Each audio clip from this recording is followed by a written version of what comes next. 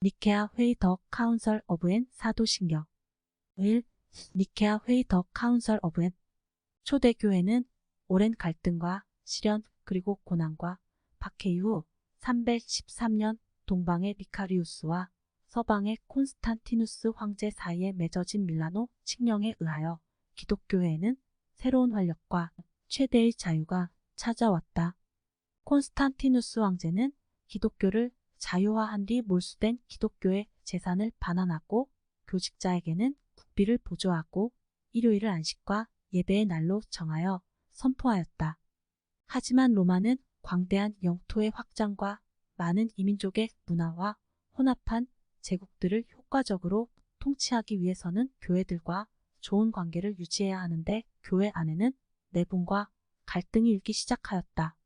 콘스탄틴 황제는 교회의 힘을 빌어 공존하기 위해서는 교회 내 내분을 막아야만 했는데 당시 교회 내에는 교리적인 논쟁으로 인한 혼란을 수습하지 않으면 안 되게 되었다.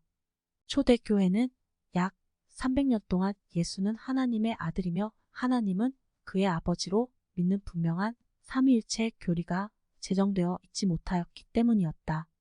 아니 시련과 핍박 때문에 교리적인 체계를 세울 수 있는 여유가 없었다고 보아야 할 것이다. 콘스탄티누스 황제는 이러한 교회 내의 갈등을 해결하지 않으면 안 되었다. 왜냐하면 광대한 나라를 통치하려면 교회의 지지를 받아야만 하기 때문이다. 그래서 콘스탄티누스 황제는 급기야 325년 5월 20일 처음으로 에큐메니칼 공회를 니케아에서 모여 회의를 하게 되었고 그 회의는 2개월이 지난 7월 25일까지 진행되었다. 니케아는 소아시아의 작은 동네의 보스포러스 비해안에 있으며 콘스탄티노플로부터는 약 45마일 거리에 있다. 그리고 니케아 공의회라는 이름은 당시 모임을 가졌던 니케아라는 지역의 지명 이름을 따라 니케아 회의라고 부르게 된 것이다.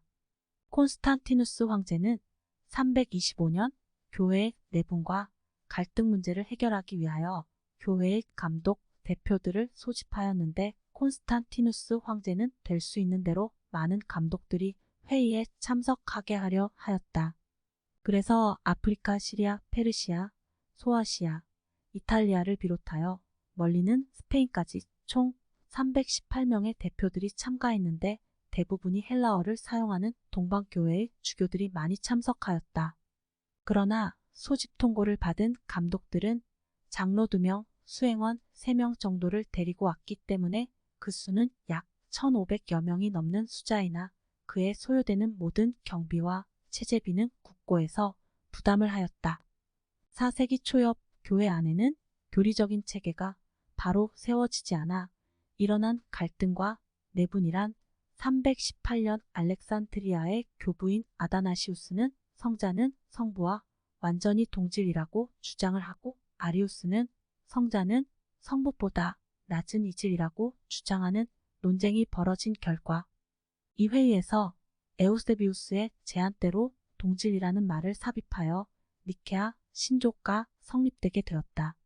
콘스탄티누스 황제가 337년 사망한 뒤에도 아리우스파는 성부와 성자는 본질이 다르다고 주장을 계속하고 아다나시우스파는 성자와 성부는 본질이 같다고 주장을 하면서 교회 내의 갈등이 그치지 않았는데 니케아 정통파 황제인 데오도시우스 1세가 379에서 395년가 공동신학령을 380년 반포하고 성자는 성부와 본질이 같다는 니케아주의 기독교를 국교로 정하였으며 381년 콘스탄티노플 회의에서 아리우스를 완전히 이단으로 추방하였다.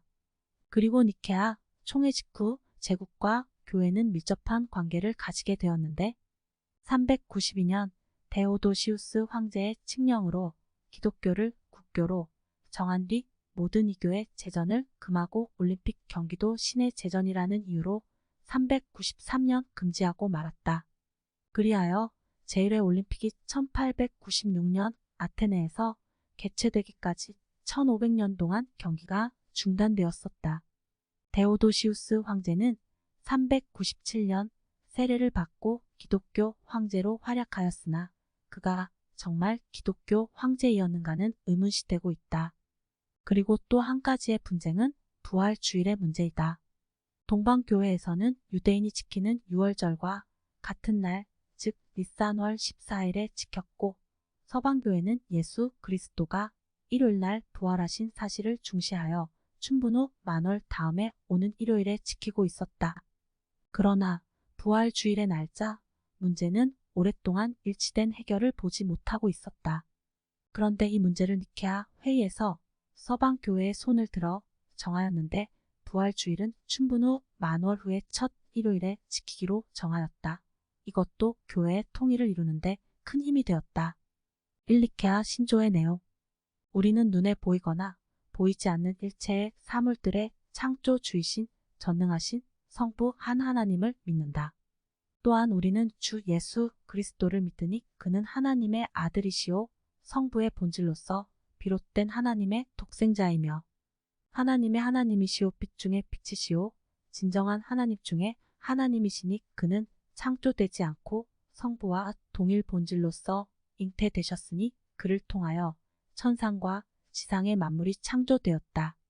그는 우리 인간들과 우리들의 구원을 위해 이 땅에 내려 오셔서 성육신 하시고 인간이 되심으로 고난을 받으시고 제3일에 부활하시어 승천하셨으니 산 자와 죽은 자를 심판하러 오실 것이다. 우리는 또한 성령을 믿는다.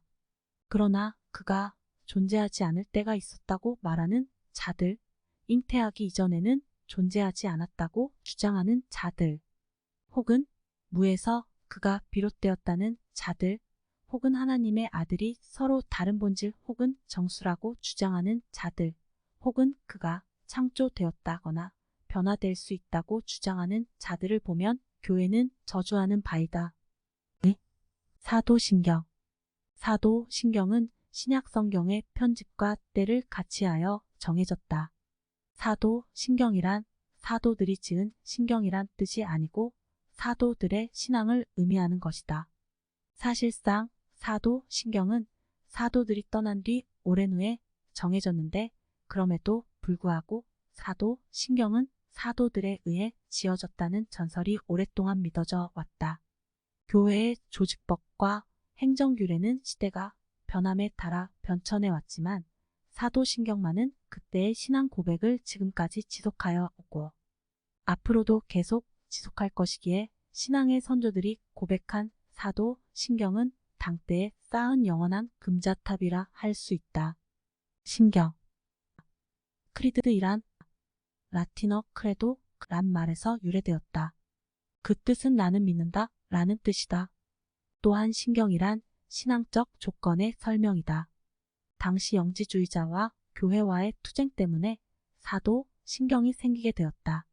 이 신경은 사도들의 신앙의 총체라고 할 수 있다. 사도 신경은 200년경부터 세례식을 거행할 때 사용하면서부터 시작이 되었다. 세례를 받는 사람이 성부와 성자와 성령의 이름으로 받기 때문에 성부, 성자, 성령의 신앙을 사도신경을 통하여 고백하게 한 것이다. 이렇게 세례를 위한 신앙 고백이 점차 발전하여 360년의 아리안 고백에서 처음으로 음부로 내려가사가 첨부되었고 750년경에 정식으로 삽입이 되었다. 또한 성도의 교제란 말은 650년 이후에 삽입되었으며 영원히 사는 것이란 말은 어거스틴이 사용한 신경에서부터 쓰여지기 시작하였다. 그리고 오늘의 우리가 사용하고 있는 사도신경은 니케아 시대에서부터 일반적으로 믿어 오던 것을 좀 더 보충하여 세례문답뿐만 아니라 그노시스 영지주의 이단을 위시한 여러 가지 잘못된 교리를 구별하기 위한 정통적 신앙 고백으로 점차 사용하게 되었다. 콘스탄티노플 회의 더 카운설 오브 칸스탄티노플 니케아 회의에서 예수 그리스도의 신성에 관하여는 확정지었으나 성령의 신성에 관하여는 언급이 없었다. 그리하여 이 문제를 논의하기 위하여 381년에 제2기독교 총회의가 콘스탄티노플에서 열렸다. 이 회의에서 니케아 신경을 재확인하고 또한 성령의 신성에 관하여 선포하였다. 그리하여 삼위일체 교리가 정리되고 삼위일체 교리가 기독교 신앙의 근본 항목이 되었다. 성부, 성자, 성령은 한 하나님이시다. 다만 위로 구분하는 것은 하나님이 역사하시는 직임을 나타내는 것이다. 하나님께서는 우주 만물을 계획하신 분이시고 예수님은 그 계획을 이루신 분이시며 성령은 예수님께서 다 이루어 놓으신 것을 사람들에게 나타내는 일을 하신다. 이렇게 하여 삼위일체 교리가 콘스탄티노플 회의에서 온전히 정립되었다. 3. 칼케톤 공의회 더 카운설 오브 시 325년 니케아 공의회의 핵심은 삼위일체의 본질에 관한 것으로 성자와 성부는 어떠한 관계에 있는가를 규명하는 것이었다. 이 논쟁을 통하여 381년 콘스탄티노플 공의회는 성부와 성자와 성령의 관계를 바로 규명한 서방의 아타나시우스의 신조를 인정하여 정통교리로 채택하였다. 그러나 동방교회에서는 삼위일체의 제2격인 그리스도의 인성과 신성의 관계에 대한 새로운 문제를 제기하였다. 즉 그리스도의 신성이 어떻게 그의 인성과 관계될 수 있는가? 진실로 하나님이신 그가 어떻게 동시에 인간이 될 수 있는가? 또한 그가 어떻게 인간적 조건 하에 살 수 있으며 사람의 형체로 나타났는가? 하는 예수 그리스도에 대한 기독론의 문제였다. 이 문제로 인하여 451년 제3차로 세계적 종교회가 니케아 근처의 칼케톤에서 약 600여 명의 감독들이 참석한 가운데 회의가 진행되었다. 칼케톤 의회에서 논의된 사항은 그리스도가 완전한 신성의 하나님이시오 완전한 인성을 가진 참사람으로 교회는 신앙생활을 할 것을 결의하였다. 그리스도의 신성과 인성의 두 성품은 그리스도 자신의 관계에 관하여 혼돈이 없고 변함이 없고 분리가 없고 불화가 없는 두 성품을 가지셨지만 한 인격이시다. 만약 그리스도가 하나님으로만 생각한다면 근본주의로 흐르기 쉽고 사람으로만 생각한다면 신신학으로 흐르기 쉽다. 그러나 그리스도 자신의 증언과 그 인격의 생활에서 보여주듯이 그리스도는 분명히 하나님이요 사람이다. 그리스도를 하나님도 되고 사람도 된다는 것을 믿는 것이 복음주의적 전통 신앙이다. 사도신경, 더 에잇, 크리 등은 그리스도 교도가 믿어야 할 기본적인 교회를 간결하게 요약한 성도들의 표준 신앙을 고백하는 일종의 기도문이다. 초대교회에서는 세례를 줄 때 사도신경으로 신앙을 고백하였다. 지금도 로마 가톨릭에서는 전례에 포함시켜 각종 예식이나 매 미사 때마다 사도신경을 통해 신앙을 고백하며 성공회에서는 그리스도인으로서의 신앙을 되새기는 세례 계약을 다짐할 때 등의 사도신경으로 신앙을 고백한다. 개신교에서는 예배 초반에 하는 것이 원칙이나 현대에 들어서 찬양 예배에 의한 예배 순서 변경이나 다른 신앙 고백으로 대체하는 등 X 교리적 선언으로 예배 내에서는 사용하지 않는 경우도 있으며 자유롭게 하고 있다. 사도신조라고도 하는데 이 명칭은 예수의 12제자 사도가 각기 1구절씩 만들었다는 전승에서 유래되었습니다. 그러나 이는 에드 4세기에 루피너스가 사도신조 주석글 쓰면서 사도신조를 12사도가 한 줄씩 썼다고 주장한 데서 기인한 것으로 완전히 신뢰할 수는 없습니다. 복음서에 기록된 신앙고백 마태복음 16장 16절, 28장 19절을 기초로 한 단편적인 신조가 이 세기부터 존재한 것은 사실입니다. 지금의 사도 신경의 모체가 된 것은 서기 400년경에 라틴어로 된 로마 교회 구신조 더 올드 로먼 크리드이고 그 이후 300여 년 동안 서방의 여러 교회들이 사용하면서 자신들의 신조에 맞게 내용을 수정하였다. 루터와 칼뱅은 사도신경을 미사 전례에서 떼어내어 교리문답서에 넣었다. 그리스도교에서는 전통적으로 이것을 존중하게 되었는데 현재 사용되고 있는 내용은 2세기 후반 성립된 로마 신조를 바탕으로 하여 5에서 6세기경의 갈리아에서 이루어진 것으로 추정된다. 현재 주님의 기도가 그러하듯이 개신교와 가톨릭에서 사용하는 사도신경에는 차이가 있다. 개신교. 참고로 개신교의 사도신경은 최근 한국기독교총연합회와 한국기독교교회협의회에서 현대어로 다시 번역한 바가 있지만 현재 이 번역이 어느 대형 교회에서도 실제로 적용된 바가 없다. 천주교. 전능하신 천주 성부 천지의 창조주를 저는 믿나이다.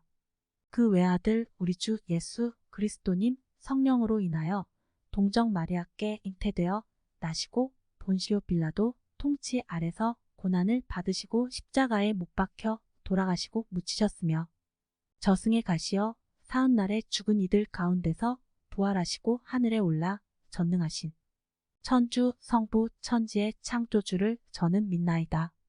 그 외아들 우리 주 예수 그리스도님 성령으로 인하여 동정 마리아께 잉태되어 나시고 본시오 빌라도 통치 아래서 고난을 받으시고 십자가에 못 박혀 돌아가시고 묻히셨으며 저승에 가시어 사흔날에 죽은 이들 가운데서 부활하시고 하늘에 올라 전능하신 천주 성부 오른편에 앉으시며 그리로부터 산 이와 죽은 이를 심판하러 오시리라 믿나이다.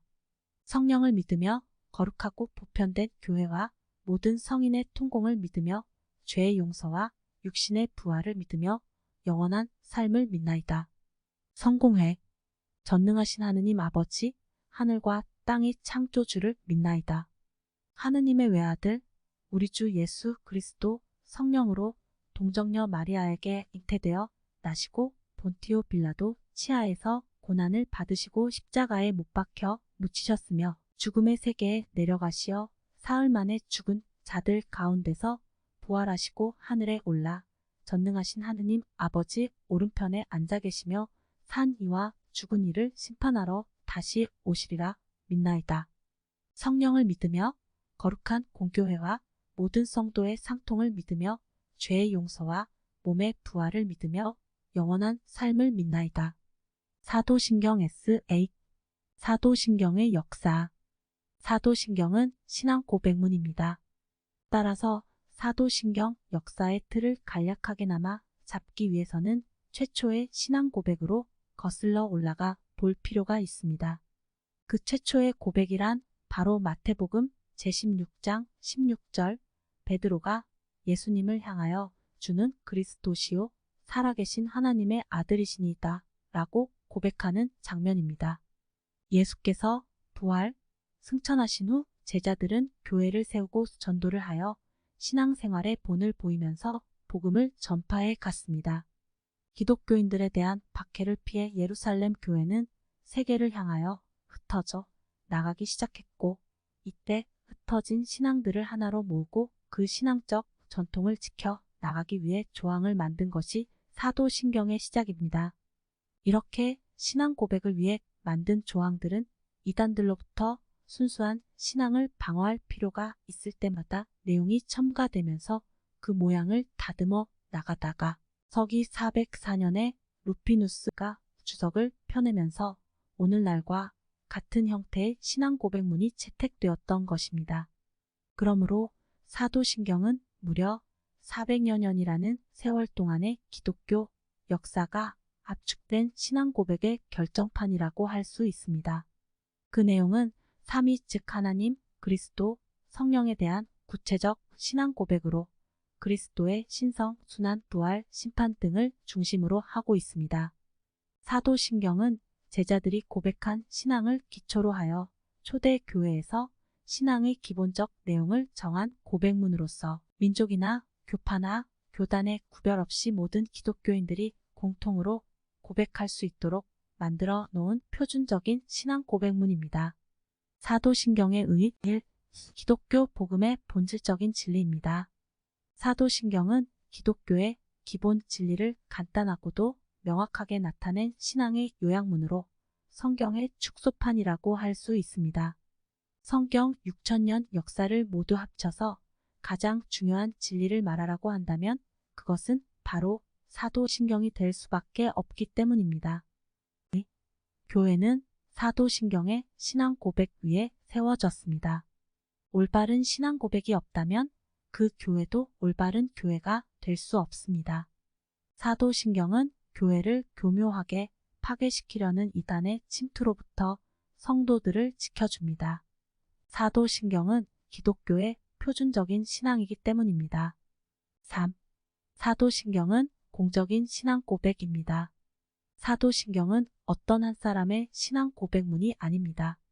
그것은 결코 개인의 종교적 신념이나 자기중심적인 신앙 표현, 주장이 아니며 신앙 공동체인 교회의 공식적이고 성경적인 신앙 고백입니다.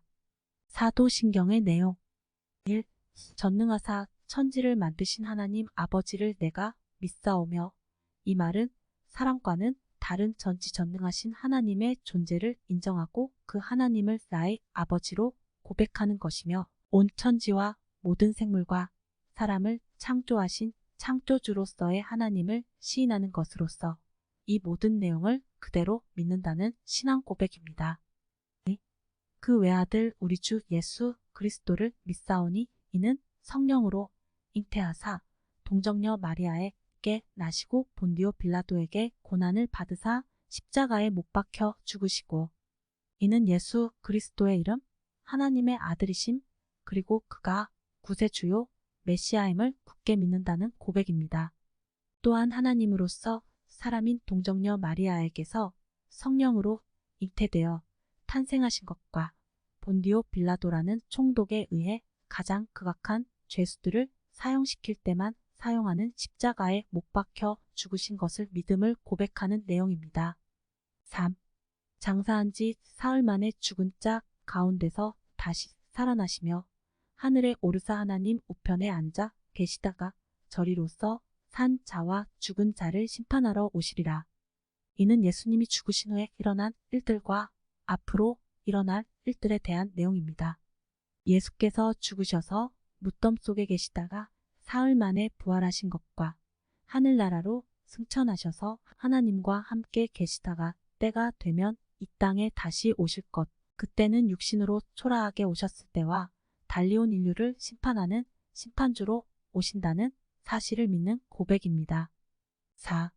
성령을 믿사오며, 이는 성령님이 성부 하나님, 성자 예수님과 동일한 분이시라는 사실을 고백하는 것입니다.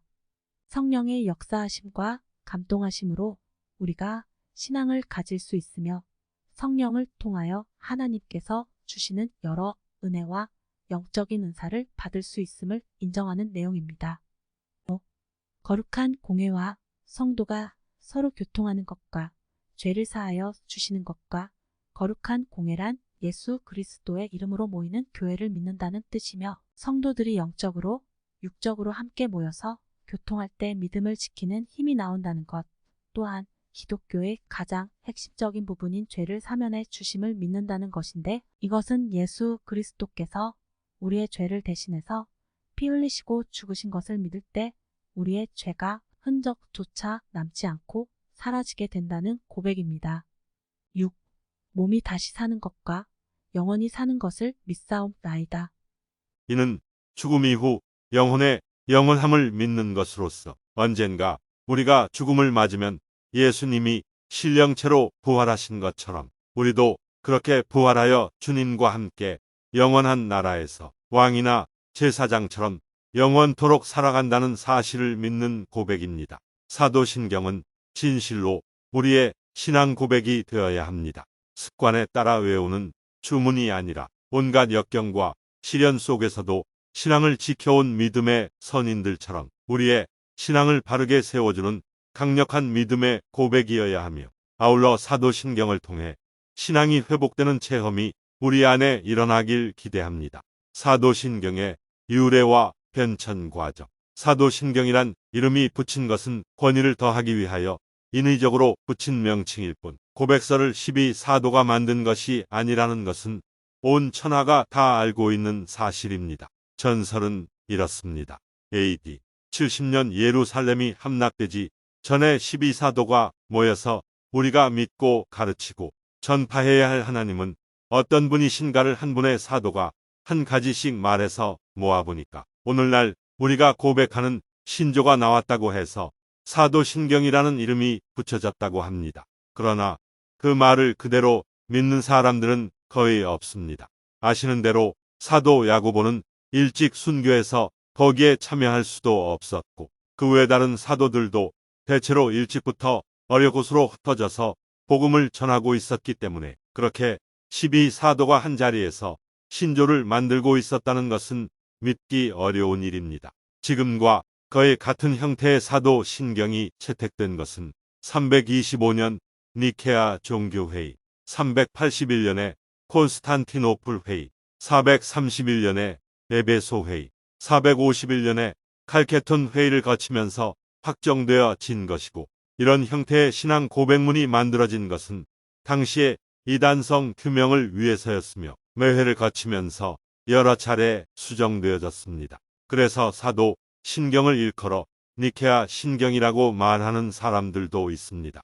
최초의 종교회의를 참고하면 이집트 알렉산드리아의 장로인 아리우스라는 신앙적으로는 상당히 덕목이 있는 사람과 같은 알렉산드리아 출신의 아리우스보다는 몇 년 젊은 아다나시우스라는 두 사람의 논쟁에서 출발하는데 예수 그리스도의 품성에 관한 것이었고 사실 이 문제는 초대교회 이후로 계속 거론되어 왔던 것이었다고 합니다. 아리우스는 아들 예수 그리스도는 이교에 있어서 많은 신들이 있는 것처럼 아버지 하나님이 계실 뿐 아니라 아들 하나님이 별도로 계시다고 하는 두 하나님을 주장하였고 예수는 모든 피조물의 제일 첫째되고 가장 높은 그리스도는 영원한 존재가 아니며 아버지와 같은 관계이지만 본질이 아니라는 이론이었고 아다나시우스는 그리스도는 바로 하나님이라고 가르친 것입니다. 이 니케아 회의에서는 300명이 넘는 감독들이 참가했고 결국 아리우스를 이단자로 정죄하고 끝냈으나 완전한 논쟁의 종결에는 실패했으며 다시 381년의 콘스탄티노플 회의에서는 성령의 신성에 관한 신앙적 의결이 첨부되었고 다시 451년에 제4차 종교회의인 칼케톤 회의에서는 다수의 양성론이 제기되어 정리되었습니다. 교회들이 암송하고 있는 사도신경은 AD 4세기경 라틴어 심볼럼 아퍼스탈리컴 사도들의 상징이란 신조가 바탕이 된 로마교회 구신조에서 형성되어 서방교회와 로마 가톨릭 교회를 통하여 보급되었지만 동방교회 히랍 정교회에서는 한 번도 사도신경을 공식적인 신앙 고백서로 채택한 적이 없습니다. 대신 그들은 이것과 비슷한 니케아 신조를 그대로 채택하여 사용하고 있습니다. 지옥에 내려가셨다가 현재 사용되고 있는 사도신경의 그 내용이 찜찜한 대표적인 구절이 바로 지옥에 내려가셨다가입니다. 이 구절은 한글 사도신경으로 번역되면서 어째 천주교의 연옥 기분이 나고 개운하지 못하다 하여 삭제되었지만 영어 사도신경에는 그대로 남아있어 가끔 질문을 하곤 합니다. 이 표현대로라면 예수님은 무덤에 장사되어 계셨던 3일 동안 지옥에 다녀오셨다는 뜻이 됩니다. 성경에도 주님께서 옥에 있는 영들에게 전파하셨다는 말씀이 있으니까 있어도 그만 없어도 그만입니다. 거룩한 공회는 영어의 The Holy Catholic Church 거룩한 공교회를 번역한 것입니다. 캐톨릭이란 뜻은 보편적 혹은 세계적인 우주적인 이라는 뜻으로서 한영 사도신경을 보면 어떤 것은 캐톨릭이라는 단어를 감추기 위하여 이것을 프로 유니버설로 번역해 놓은 것도 있습니다. 이 단어는 일반적으로 사용될 경우 별 문제가 없습니다. 그러므로 현재의 개신교도 캐톨릭 처치 보편 교회라고 해서 별 문제가 될 것이 없습니다. 그러나 사도신경이 쓰여진 배경을 살펴보면 이러한 보편적인 의미로 쓰여진 것이 아니란 것을 누구나 알 수 있습니다. 베드로를 초대 교황으로 모시고 있던 당시의 가톨릭 교회로서는 땅 위의 모든 교회를 대표하는 유일한 교회가 가톨릭 교회라고 주장하고 이것을 반대하던 사람들을 이단으로 정죄하던 터였기 때문입니다. 한국 교회에서는 이것을 거룩한 공회로 번역하여 난관을 넘기고 있지만 한영, 찬송가 등에서는 여전히 더 홀리 캐톨릭 처치라고 표현하고 있는 실정입니다. 실제로 공회란 표현은 애매하기 그지없습니다. 성경에서의 공회는 언제나 그리스도를 반대하는 자들로 표현되고 있습니다. 마태복음 10장 17절, 마태복음 26장 59절, 누가복음 22장 66절, 요한복음 11장 47절. 성도가 서로 교통하는 것. 많은 사람들이 사도신경의 성도가 서로 교통하는 것을 모든 세상의 성도들이 서로 영적으로 함께 교제하는 것으로 잘못 알고 있습니다. 그러나 여기에 성도는 믿는 성도들을 일컫는 말이 아니라 죽은 가톨릭의 성인들을 말합니다. 그래서 이 말은 본래 성인의 통공을 믿으며입니다. 로마 가톨릭 교회는 이것을 성자 숭배의 근거로 삼고 있으며 산자와 죽은 자가 교통하는 교리적 근거로 삼고 있는 것입니다. 이러한 신앙 고백으로 인하여 가톨릭 교인들은 지금까지도 죽은 자들의 이름으로 봉사하고 헌금하기도 합니다.